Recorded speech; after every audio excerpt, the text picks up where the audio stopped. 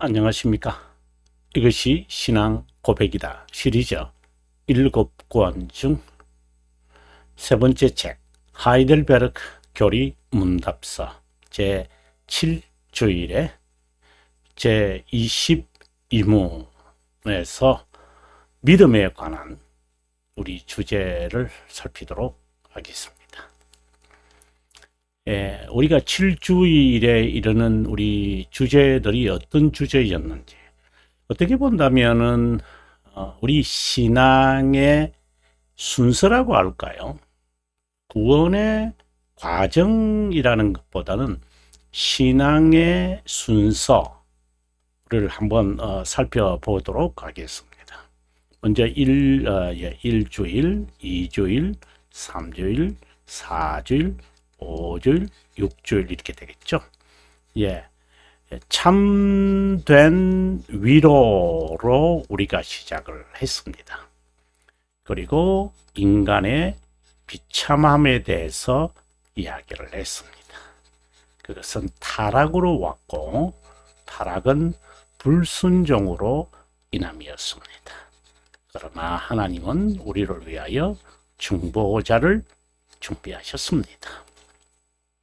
그 중보자는 두 본성을 지녔고 오늘 우리가 이 믿음에 관하여 살피게 됩니다. 오늘 우리가 믿음에 관한 살피는 22문은 210페이지가 되죠. 210페이지에서 아마 오늘 한 번의 강의로 마무리되지 않겠나 생각을 합니다. 아무튼 우리가 지금까지의 큰 주제들을 살피면서 210페이지로 가서 여러분과 함께 했으면 좋겠습니다. 210페이지인데요. 우리가 지난 시간까지 여러분 기억나세요? 21문에서 우리가 살펴봤던 것은 참된 믿음이 무엇인가 라고 하는 것을 우리가 4번에 걸쳐서 우리가 강의를 들어보았습니다. 참된 믿음에 대한 이야기를 우리 하게 될 때에 또 뒷부분에 가서 이제 믿음에 관한 이야기를 하게 됩니다. 자, 10계명 우리가 강의를 하기 전에요. 그리고 이 참된 믿음이라는 용어와는 조금 다르지만 어렵다, 구원하는 믿음이라는 주제로 웨스트민스터 신앙고백서 14장에서 아주 참된 믿음에 대한 정의 성격과 유사하기보다는 거의 같다고 저는 보는데요. 구원하는 믿음이라는 주제가 나올 것입니다. 나중에 여러분 웨스트민스터 신앙고백서 14장 강의에서 여러분과 이 부분에 대해서 좀 깊게 나눴으면 좋겠습니다. 자, 이제 22문 한번 본문을 읽어보겠습니다. 그리스도인이 꼭 믿어야 하는 것은 무엇인가? 무엇을 믿어야 하느냐? 율법의 요약은 하나는 믿는 것이고 하나는 순종하는 거잖아요. 하나님이 요구하시는 것은 믿음과 순종입니다.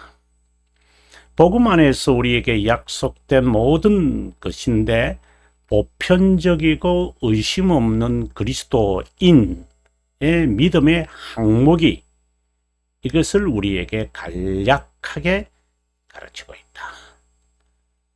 믿음의 항목, 즉 사도신경인데 이것을 우리에게 간략하게 가르치고 있는 것이 있다. 복음 안에서 자, 이것을 우리는 꼭 믿어야 한다. necessary. 영어에 아주 you have to believe 이 말이죠. 자, 한번 보도록 하겠습니다. 성경은 기록된 하나님의 말씀이다. 하나님의 의지, 전부, 구원에 관해 믿어야 하는 모든 것이 담겨 있다. 예, 믿음의 항목에 관한 주제가 벨지카 7항에 이제 잘 나타나죠. 성경은 믿음과 순종, 방금 제가 언급했는데요, 유일한 규칙이다. 하나님에 관해 믿는 것, 그분이 요구하는 것. 믿음의 대상은 복음 안에서 약속한 모든 것이다. 복음 안에, 우리가 쉽게 말한다면은 요한복음 3장 16절에 이 말씀을 떠올리면 아마 좋을 것 같아요. 그것은 삼일체 하나님과 교회에 관한 진리다. 자, 이것을 보면은 우리가 칼빈 선생이 1권에서 아버지이신 하나님, 2권에서 복음, 바로 그리스도, 3권에서 내적 은혜, 성령 하나님, 그 다음에 4권에서 외적 은혜인 교회, 이것을 우리가 염두에 둔다면 사실 이런 설명들은 그렇게 어렵지 않게 진행되리라고 봅니다. 자, 계속해서 읽겠습니다. 성경이 우리에게 가르치는 두 가지는 하나님에 관해 믿어야 하는 것과 우리에게 요구하는 의무에 관한 것이다. 전자는 사도신경 여기에서 잘 나타난다. 우리가 23문부터 우리가 살피게 될 것으로 얘기했습니다. 그 다음에 10계명은 하이델베르그 82문부터 하게 되겠죠. 그리고 우리는 약속을 믿어 하나님과 화해하고 연합한다. 화해하고 연합한다. 이것이 다 이제 칭의와 이제 관련된 이야기들이죠. 칭의. 약속을 담고 있는 복음은 그리스도에 대한 비밀을 명시한다. 복음은 그리스도에 관해 교회의 총체며 믿음의 교리다. 약속은 죄들의 용서, 의의 정가, 칭의, 성령으로 인한 새로운 삶. 복음에는 여러분 이 약속이라는 이것이 우리가 이제 성례에서 잘 나타나는데, 성례에서 약속이 있어야 성례가 됩니다. 왜 그런가 하면은 이제 성례를 우리가 일반적 개념으로 우리가 봐야 하는 것이 처음에 있어요. 그 다음에 우리가 세례, 그 다음에 성찬, 그 다음에 유아세례, 그 다음에 이제 성찬설, 성찬론, 이런 부분들을 이제 중량선 세 가지고요. 이제 하나씩 이제 부수적으로 이제 따라오는 것들이 있는데요. 여기서 일반적 개념에서 성례란 무엇이냐 할 때 우리에게 보여주는 여러 징조나 이적이나 현상이나 상황들 속에서 하나님이 우리에게 이 표징을 보이시는 게 있거든요.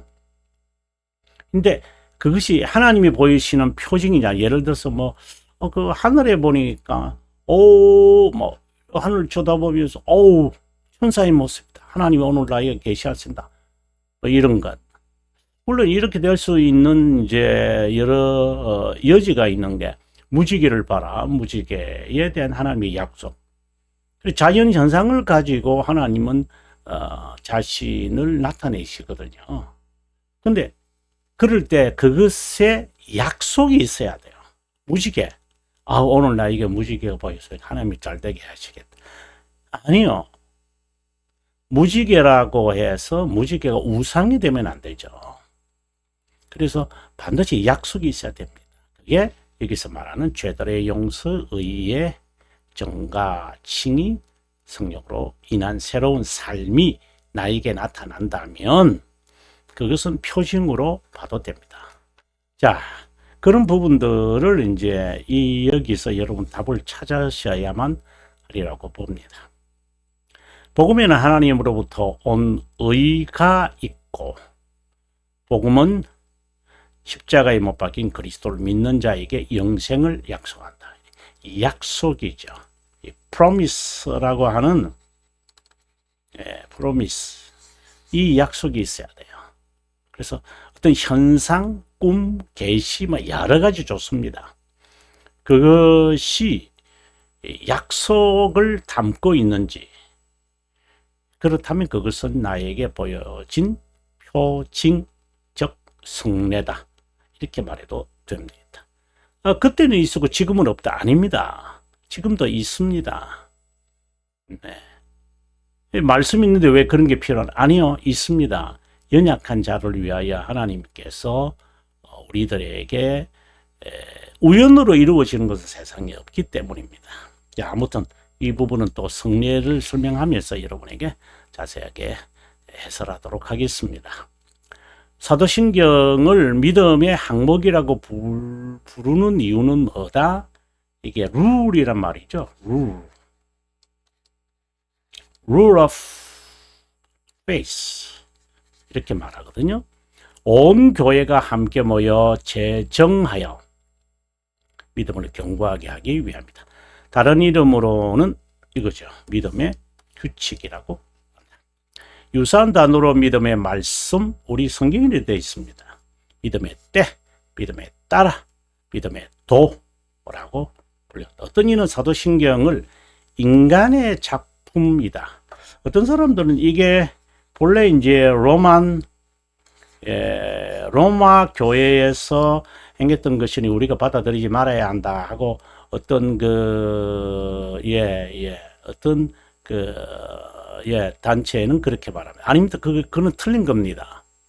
왜냐하면 당시의 초대교회의 로마 교회와 그리고 로마 가톨릭은 다릅니다. 로마 가톨릭과 로마 교회를 스스로가 일치하고, 아니, 왜 우리가 그걸 인정해야 돼요? 로마 가톨릭과 로마 교회를 인정해야 할 이유가 뭐 있어요? 무슨 관련이 있는데요? 이 사도신경을 반대하는 사람들은 그것을 인정한다는 거죠. 그 역사성 자체를 부인한다는 거예요. 그들은 역사성 인정하는 것 같아요. 뭐 로마 교회가 로마 가톨릭, 정말 조심해야 될 사람입니다. 로마 교회와 로마 가톨릭은 다릅니다. 왜 그걸 인정해요? 그것을 인정하니까. 그래, 한편으로 로마 가톨릭이에요, 그 사람은. 그러니까 그걸 안 하겠다, 생색을 내는 거죠. 인정 안 하는데. 사도 바울이 그랬잖아요. 이방 신에게 앞에 드렸다가 시장에 나오는 음식을 안 먹어도 된다. 먹어도 된다. 그 자유에 대해서 이야기하다가 연약한 자 때문에 우리가 아예 내가 먹지 않겠다라고 했지. 그 외에 먹는 자유가 없어요? 가르치면 되잖아요. 우리가 해야 될 이유는 뭐다? 칼빈스 쟁도의 사도신경을 해설한다고 그랬잖아요. 그렇죠? 자, 극단적으로 말할 때 그렇다고 동의하지만 믿음의 항목을 정할 때 온 교회는 성경에 전적으로 충실하였고 성경의 진리, 성경의 요약, 그 해석의 기준과 울타리를 정했다. 온 교회가 모여 제정했다는 것은 가능한 한 성경에 가까이 그것을 근거하려고 최대한 노력했음을 의미한다. 종교회의로 모이면 가장 타당한 권위를 갖는다는 것이 아니다. 무조건 모였으면 다 갖는다는 것이 아니라 어느 결정이든 반드시 성경에 근거해야 한다. 어느 한 인간이 해석한 전통이나 규정이 아니라 어느 한 인간이 해석한 전통이나 규정은 뭐죠? 이거는 신학이죠. 예를 들어서 우리가 보겠습니다. 그냥 언급을 하고 보겠습니다. 불거프의 신학. 그게 뭐 어땠어요? 그 다음에 우리가 존경하는 바빙커, 바빙크의 신앙. 이게 뭐 어땠어요? 이것과 믿음의 항목인 신앙 교리와 비교하면 안 되죠. 예. 찰스 하치가 쓴 그 아웃라인 오브 테올로지 그 조직신학 책이 3권으로 되어 있거든요. 그 장로교 정치하는 교회들이 다 받아들이는 거예요. 자, 이것도 우리 때는 이거 배웠거든요. 그리고 지금은 또 바빙크를 또 해요. 이거 B자입니다. 죄송합니다. 바빙크. 바빙크를 또 해요. 그다음 앞으로는 또 누구 신학을 따르려고요? 에이, 이런 신학자의 이야기 그걸 따라가면 안 되죠. 그걸 어떻게 신앙이라고 그럽니까? 신앙과 이거는 같은 겁니다. 신앙과 신학을 분리시켜야죠. 분리는 좀 그렇고 같다고 보면 안 되죠. 유사한 것은 있지. 이거는 개인이잖아요. 개인. 어떤 자는 묵상하다 계시를 받고 이건 아주 이상한 사람들이지만 종교를 창설하기도 하지만 사도신경은 온 교회가 모여 일치된 심정으로 작성한 것이다. 혹자는 인간이 만든 것이기에 성경 제일로 이 프리마 스크립추라 이 말이죠. 이다. 주장하는 자도 있다. 언뜻 들으면 매우 성경 중심의 신앙을 사는 것처럼 느껴진다. 실상은 그렇지 않다. 성경을 제 마음대로 해석하거나 구미에 맞는 성경 구절들만 외워 삶에 적용하는 적절하게 적용하는 자들일 것이다. 이 내비게이터와 같은 사람들, 이제 성교회 단체들을 말합니다. 성교회 단체들은 굉장히 경건하게 느껴져요. 성경 구절 전체를 하지 않고 몇몇 성경 구절을 이렇게 잘 조합해서 예를 들어서 교회에 있는 무슨 성경학 하여튼 제가 구체적으로 이름을 안 들겠습니다만은 그 성경 이제 전체 구조 알아가고 그리고 내용 알아가고 배경 알아가고 그런 거 구조 알아가지고 그거 그걸 이해하는 데 도움이 돼요. 그 해석을 자기가 하겠다는 것을 전제하는 건가요? 해석의 원리가 뭐예요, 그러면? 구조, 형식, 그거 가지고 하는가요? 정말 조심해야, 정말 조심해야 됩니다. 여러분. 네. 온 교회가 로마 가톨릭은 로마 교황이 정하죠, 해석의 원리를. 프로테스탄트 교회는 온 교회가 하는 겁니다. 그게 신학자가 들어와서도 안 되고, 거기에 성경 해석하는 그 성경 신학자가 구조, 그건 그냥 애프타이트죠. 희구에 불과하지. 그것이 성경을 공부하는 성경 공부하는 전체가 아니죠. 아무튼 지금 우리가 제가 그 웨스트민스터 신앙고백서 1장이나 벨지카 2항에서 7항까지 자세하게 설명을 했으니까 여러분 참고하시면 좋을 것 같아요. 과거의 업적이나 신앙을 배제하고 오늘의 자기 신앙만 고집하는 외고집이나 거만한 자가 아닐 수 없다. 역사적 신앙을 무시하는 것은 이기주의라는 것을 스스로 증명하는 것이다. 또 시대에 따라 신앙의 형식이 변해야만 이런 거는 그 샤르트르와 같은 철학자가 주장하는 건데 그걸 그대로 받아가지고 자유신앙이나 신학의 자유주의를 추구하는 이단자는 이단성에 가깝다. 또 사도신경은 사도의 신앙에 근거한다. 사도는 예수님의 제자들을 주로 일컬으며 신약 성경의 제자들이 속사도, 사도의 제자들은 사도들이 듣고 보고 기록한 말씀을 정리하기에 이르렀고 그것이 종교회의를 통해 현재 성경으로 인준되었다. 성경의 정경성, 정경이죠. 캐논, 관한 설명은 이제 여기서 여러분 답을 찾으셔야만 합니다. 아니면은 별지가 신앙고백서 해설한 81페이지에서 108페이지까지 좀 긴 내용인데 여러분 참고하시면 답을 충분히 얻을 수 있으리라고 봅니다.